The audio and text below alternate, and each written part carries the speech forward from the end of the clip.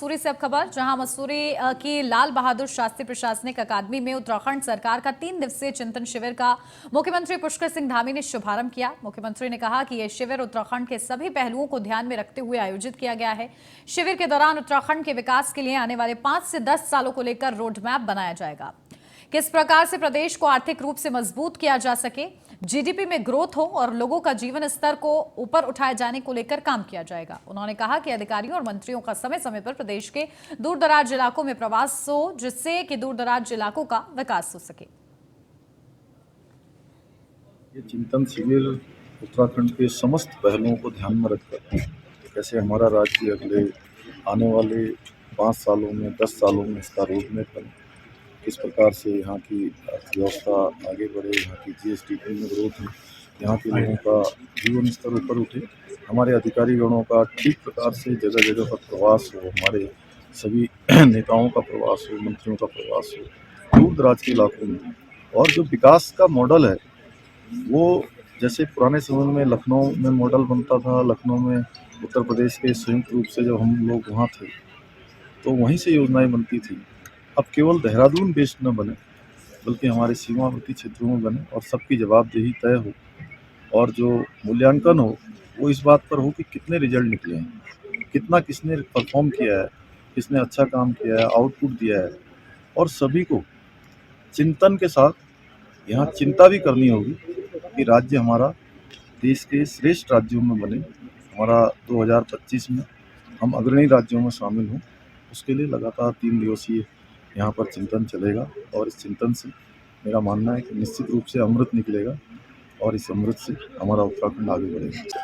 हाँ, निश्चित रूप से अलग अलग सेशन में लक्ष्य निर्धारित होंगे, दिशा तय होगी कि हमें किस दिशा में जाना है, किस प्रकार के लक्ष्य हमारे हैं, कैसे हम हर क्षेत्र में। पीएम मोदी को जान से मारने की धमकी के बाद इस पर महाराष्ट्र बीजेपी अध्यक्ष चंद्रशेखर बावनकुले का बयान सामने आया है। चंद्रशेखर बावनकुले ने कहा है कि हम ऐसी धमकियों से नहीं डरते, केंद्र और राज्य सरकारें दोनों सक्षम हैं, ऐसी धमकी देने वालों की तलाश की जाएगी।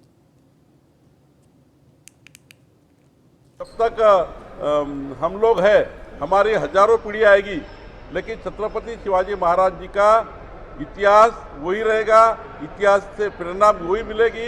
कोई भी थोड़ा सा भी किंचित भी छत्रपति शिवाजी महाराज के विषय को लेकर कोई भी टिप्पणी नहीं कर सकता। वो महाराष्ट्र के मुख्यमंत्री एकनाथ शिंदे और उप मुख्यमंत्री के हाथों हुतात्मा शिवाराम हरि राजगुरु के स्मारक का लोकार्पण किया गया। बता दें, हुतात्मा राजगुरु के सभी वंशज मौजूद थे। राजगुरु ने जो वंशज सत्यशील की आंखें उस वक्त नम होते हुए भी दिखी। उन्होंने कहा कि वो दिन का बड़ी बेसब्री से इंतजार कर रहे थे, वह दिन आज आया है, पर उनका जन्मस्थल राजगुरु नगर ने जो राष्ट्रीय स्मारक है उसकी बड़ी दुर्व्यवस्था हो चुकी है, उसके पर भी सरकार को ध्यान देने की कोशिश करनी चाहिए।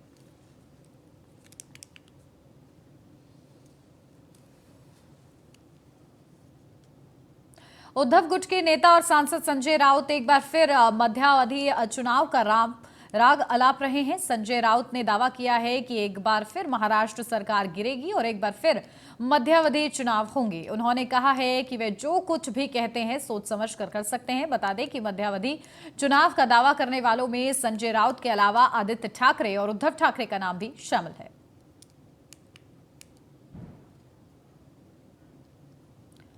मुंबई में 26/11 आतंकी हमले के शहीदों को श्रद्धांजलि देने सांगली से मुंबई के लिए 22 रनर रवाना हुए। 470 किलोमीटर के इस शहीद दौड़ में 22 धावकों ने हिस्सा लिया है, तो वहीं सांगली में 2.5 किलोमीटर शहीद रन का आयोजन किया।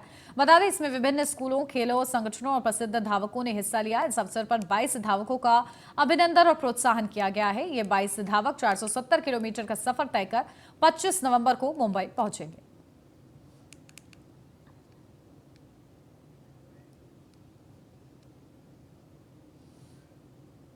रांची से अब खबर, जहां 19 दिसंबर को निकाय चुनाव कराने पर सहमति, प्रस्ताव को राज्यपाल रमेश बैस की सहमति, आज अधिसूचना जारी हो सकती है। तो बड़ी अपडेट, 19 दिसंबर को निकाय चुनाव कराने पर सहमति और प्रस्ताव पर राज्यपाल रमेश बैस की सहमति। तो वहीं इसी को लेकर रमेश बैस के सहमति के बाद आज अधिसूचना जारी हो सकती है और उसी का इंतजार किया जा रहा है।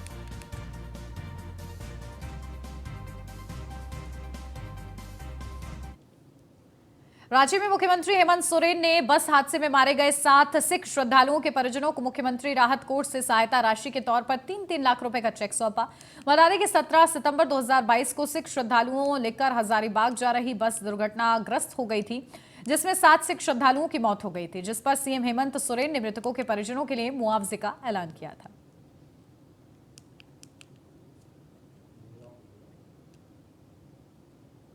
रांची से ही अगली खबर, जहां झारखंड विधानसभा का 22वां स्थापना दिवस समारोह मनाया गया। राज्यपाल रमेश बैस ने कार्यक्रम का उद्घाटन किया। मुख्यमंत्री हेमंत सोरेन बतौर मुख्य अतिथि कार्यक्रम में शामिल हुए। माले विधायक विनोद सिंह को उत्कृष्ट विधायक के रूप में सम्मानित किया गया। संसदीय दायित्व के 3 वर्ष पुस्तक का लोकार्पण किया गया। अगले 3 दिनों तक चलेगा विधानसभा स्थापना समारोह। तो मुख्यमंत्री हेमंत सोरेन बतौर मुख्य अतिथि कार्यक्रम में शामिल हुए। माले विधायक विनोद सिंह को उत्कृष्ट विधायक के रूप में सम्मानित किया गया है।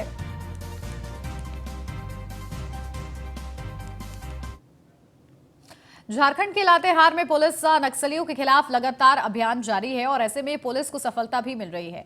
ऐसे में लातेहार पुलिस को बड़ी सफलता मिली है। लातेहार एसपी की टीम ने एनकाउंटर में 3 नक्सलियों को ढेर किया है।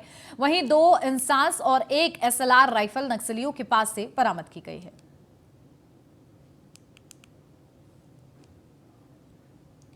पूर्व केंद्रीय मंत्री और आरजेडी महिला प्रकोष्ठ के राष्ट्रीय अध्यक्ष कांति सिंह ने बीजेपी और केंद्र सरकार पर निशाना साधते हुए आरजेडी नेताओं को टारगेट करने का आरोप लगाया।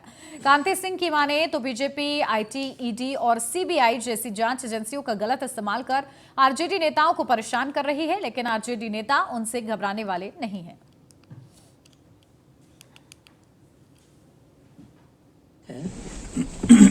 कि माननीय लालू प्रसाद जी, श्रीमती राबड़ी देवी और लगातार हमारे नेताओं को टारगेट करके, जो सरकार के अधीन है, भारत सरकार के अधीन है, हमारे नेताओं को टारगेट करती है। क्योंकि बिहार में हमारी जमात है और यहाँ हमें वोट के बल पर कोई पराजित नहीं कर सकता। इतनी मजबूती है हम लोगों की, क्योंकि हमारी पार्टी, हमारी नीतियां, हमारे आदर्श से लालू प्रसाद जी जमीन से जुड़े हुए हैं। ऐसे हालात में चाहते हैं लोग, जिनको कि बिहार में करारा जवाब मिल गया, भाजपा वाले को खासतौर पर, जहां करारा जवाब मिला है, एन केन प्रकार हम लोगों को बदनाम करने के लिए एक बड़ी साजिश। और इसी के साथ इस बुलेटिन में फिलहाल बस इतना ही। खबरों का सिलसिला आगे भी जारी है। आप बने रहिए न्यूज़ 1 इंडिया के साथ।